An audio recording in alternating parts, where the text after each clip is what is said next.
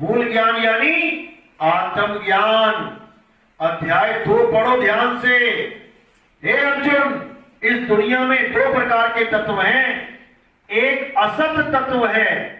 असत तत्व तो ये शरीर है, और शरीरों की पूजा असत की ही पूजा है, और सत्य केवल आत्मा है। आत्मा ही सत्य तत्व है।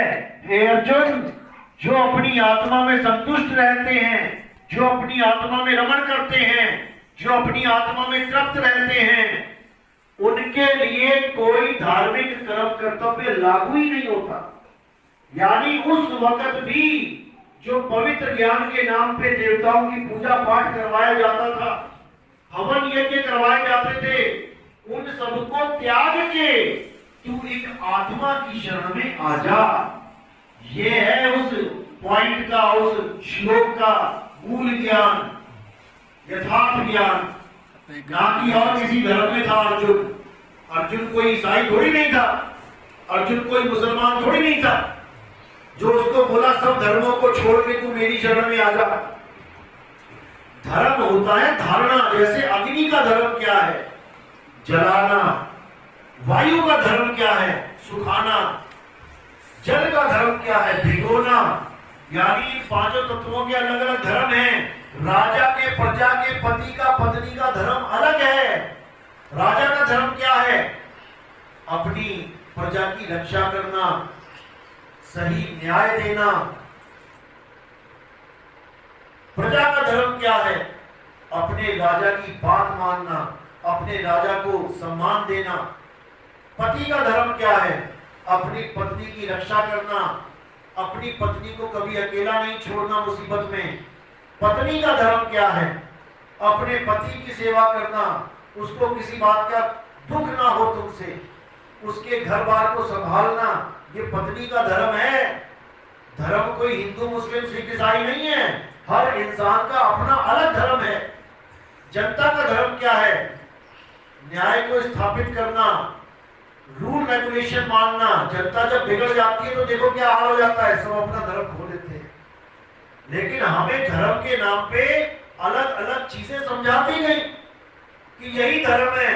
ये धर्म नहीं है भाई, ये धर्म तो बाद में बने हैं। सबसे पहले है इंसानियत धर्म।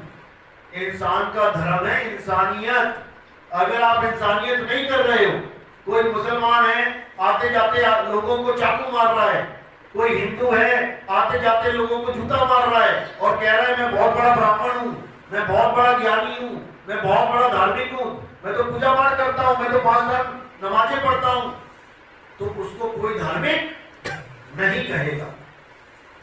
धार्मिक का मतलब ये नहीं कि तुम किसी धर्म के बताए हुए उसूलों को मानते रहो और अपने आचरण में सत्य को ना लेके आओ। अपने आचरण को सत्य में लेके आओगे तभी धार्मिक कहलाओगे। भले तुम एक भी रोजा मत रखो, भले तुम एक भी दिन मंदिर ना जाओ, भले तुम एक भी दिन गुरुद्वारे ना जाओ, लेकिन अगर तुम इंसानियत धर्म को निभा रहे हो तो तुम्हारे ऊपर कोई उंगली नहीं उठा सकता। सबसे पहले तो इंसान बनना है। धर्म तो बाद की पढ़ाई है। जानवर ने क्यों नहीं धर्म बना लिया कोई? धर्मों का जो पिता है, जिसने उपजाया है धर्म को, वो इंसान है। नहीं तो इंसान से पहले बता दो कौन सा जानवर कौन से धर्म में था? कोई भी नहीं था। पहले इंसान बना, फिर इंसान से धर्म बने। और धर्म आज की डेट में क्या हो गया है? कोई भी आदमी खड़ा हो जाता है, 4 अच्छी अच्छी बातें बता देता है, तो उसी का धर्म चल पड़ता है। महात्मा बुद्ध, उन्होंने सनातन का जिक्र किया कि सत्य सनातन एक है, तो सनातन धर्म होना चाहिए था। लेकिन लोगों ने बुद्ध के शरीर को पकड़ लिया और उन्होंने बुद्ध धर्म बना लिया। मोहम्मद साहब ने कहा कि अल्लाह एक है, अल्लाह शुरू से ही है, तो अल्लाह का धर्म होना चाहिए था, जो शुरू से है उसी को सनातन कहते हैं। लेकिन लोगों ने मोहम्मद साहब के नाम पे मुस्लिम धर्म बना लिया। जो ईसाई धर्म ने इन्होंने क्रिश्चियन में जो है, क्राइस्ट ने जो चर्चा करी, होना गॉड का धर्म चाहिए था। गॉड कौन है? वो सनातन सत्य है। लेकिन लोगों ने ईसाई को पकड़ के ईसा मसीह को पकड़ के ईसाई धर्म बना लिया। ऐसे ही बाबा नानक ने कहा कि वो सत्य एक है, वाहेगुरु है, वो शब्द गुरु है, लोगों ने सिख धर्म बना लिया। यानी जो हमें समझाने आया कि वो वाहेगुरु एक है, अल्लाह एक है, गॉड एक है, हमने उसी का नाम लेके एक अलग धर्म बना लिया। यानी 10 लोग हमें समझाने आए कि एक हो जाओ, हमने 10 लोगों को पकड़ के 10 धर्म बना लिए। जो हमें एक करने के लिए आए, हम उन्हें पकड़ के अनेक हो गए। अब क्या करना है? अनेक तो बहुत हो लिए, अब एक हो जाना है। एक कैसे होंगे? शरीरों की पूजा से कभी एक नहीं हो सकते। राम जी वाले कहेंगे हम तो राम जी के शरीर की पूजा करेंगे, शंकर जी वाले कहेंगे अरे राम जी खुद शंकर जी की पूजा करते थे, देखो जब लंका गए थे वो देखो 3 दिन पूजा करी राम जी ने शंकर जी की। शंकर जी बड़े हैं, शंकर जी की हम पूजा करेंगे।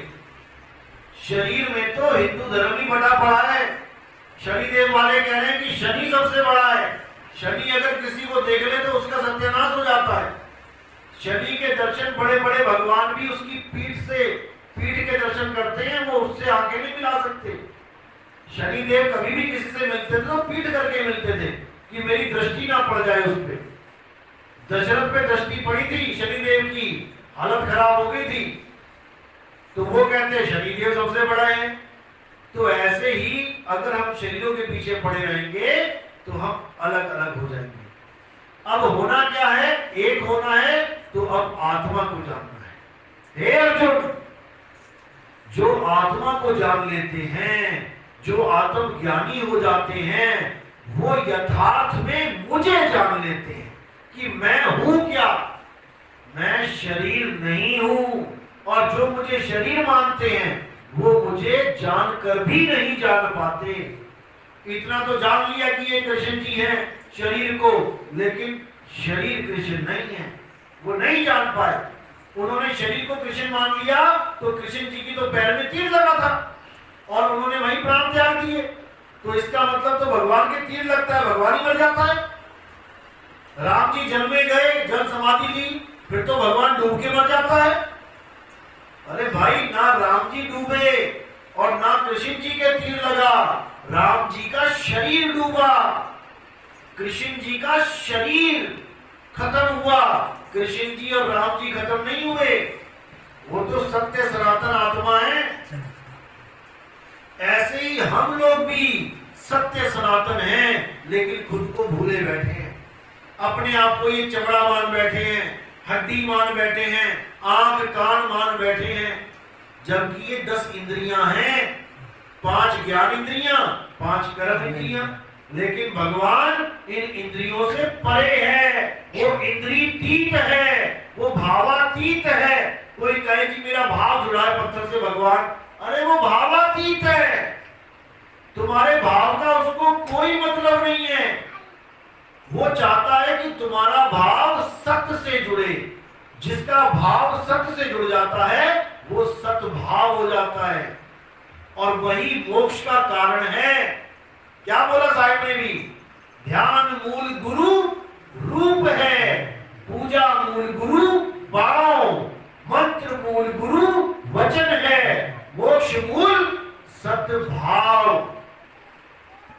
मुक्ति तब मिलेगी जब तुम्हारा भाव यानी तुम्हारा प्रेम, तुम्हारी भक्ति असत्य की जगह सत्य से जुड़ जाए, फिर तुम्हारी मुक्ति 100% होगी। असत्य क्या है? शरीर असत्य है। शरीरों को याद नहीं करना है। तुम सोचोगे गुरु जी को मैं याद कर रहा हूं, तो गुरु जी को याद नहीं कर रहे हो, गुरु के शरीर को याद कर रहे हो। और शरीर क्या है? पिंजड़ा है, 5, 25, 3 का पिंजड़ा। इस पिंजड़े में तोता बैठा है।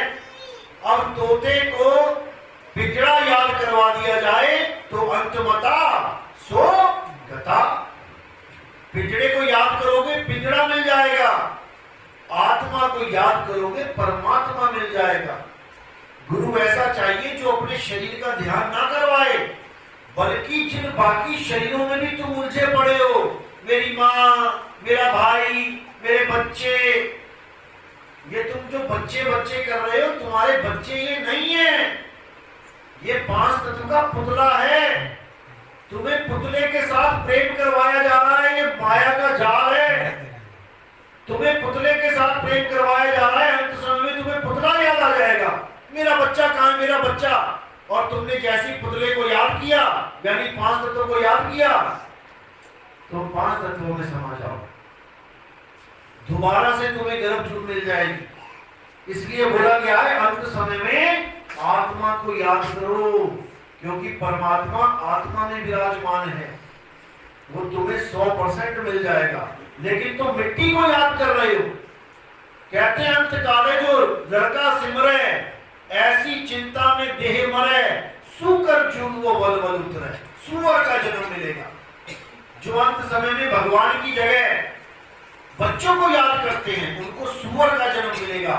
20 बच्चे एक बार में हो जाएंगे, 2 बार 3 बार में होंगे तो 60 बच्चों के बीच में बैठी होगी सूरी। ले कितने बच्चे चाहिए?